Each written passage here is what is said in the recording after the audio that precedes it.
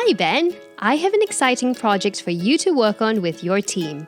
We would like to organize an event for the community living in Caithness Estate in conjunction with Residents' Day. Everyone is invited regardless of race, language or religion. Wow, that is exciting. It is. The objective of the event is to promote and encourage inclusivity among the community.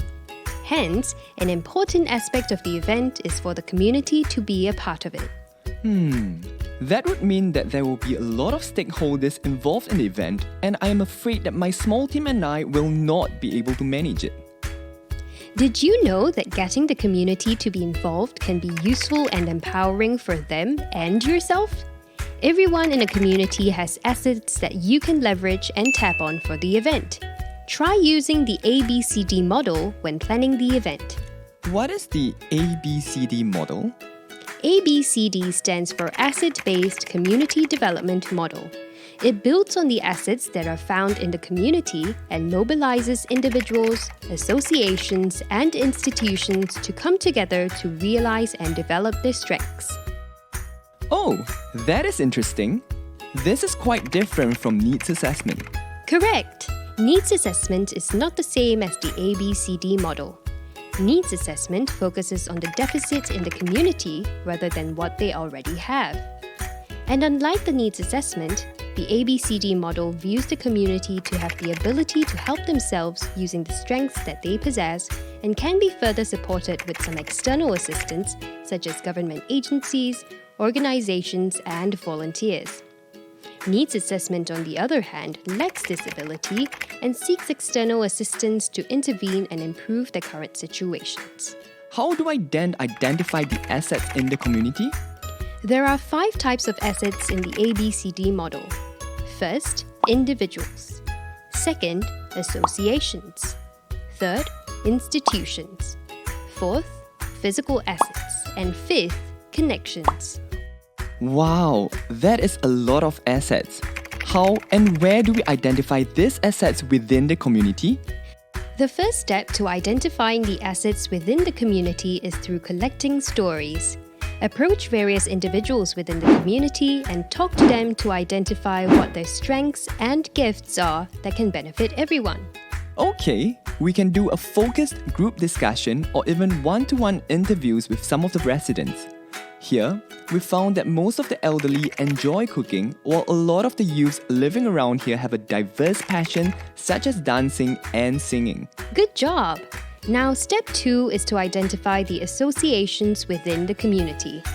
Small informal groups of people, such as clubs working with a common interest as volunteers, are called associations.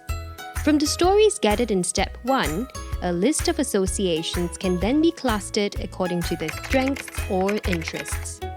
Oh, we have identified that some of the elderly were part of the Residents' Committee Club and the majority of the youths are from the same secondary school. We can approach their school CCA clubs and inquire if they would like to do a performance for us during Residents' Day. That's a great start!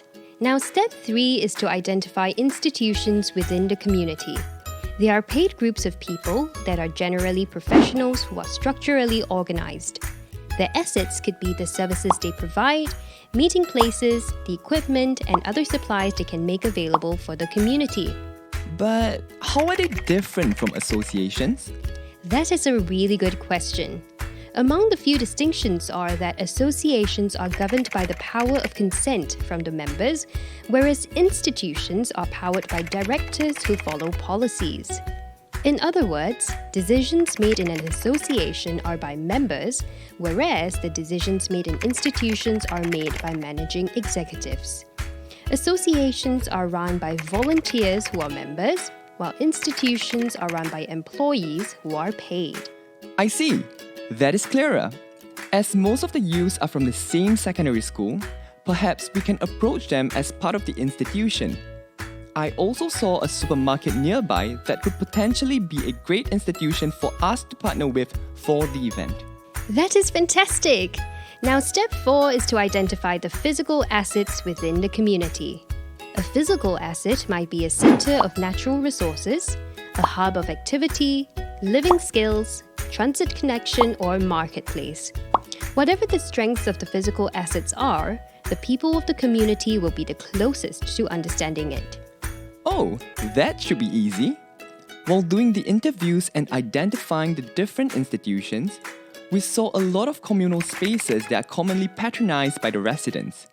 I also remember some of the individuals mentioning the amphitheatre as a common communal space. Now, the final and most important step is to identify the connections within the community. The connection is a key driving resource in the ABCD model. People whose gift is to find and create these connections are called connectors. Connectors encourage the building of new relationships. They also strengthen and expand existing ones. The social relationships, networks, and trust form the social capital of a community. I remember one of the ladies from the Residents Committee Club mentioned that she's also a teacher at the nearby secondary school. Maybe we can start from there. Done! My team and I have managed to organize a food fiesta for the community at the nearby community club. This was chosen as the community believes that they can bond and understand each other better through food. At the same time, the community will also be entertained by the youth with performances during the event. There are even talks among the residents that they are planning to hold this event every year. Wow, that is great news! Now that I've learned what ABCD model is, it is really empowering to realize that each of us has our own unique strengths, and with the power of social network, we can enhance and develop our community together.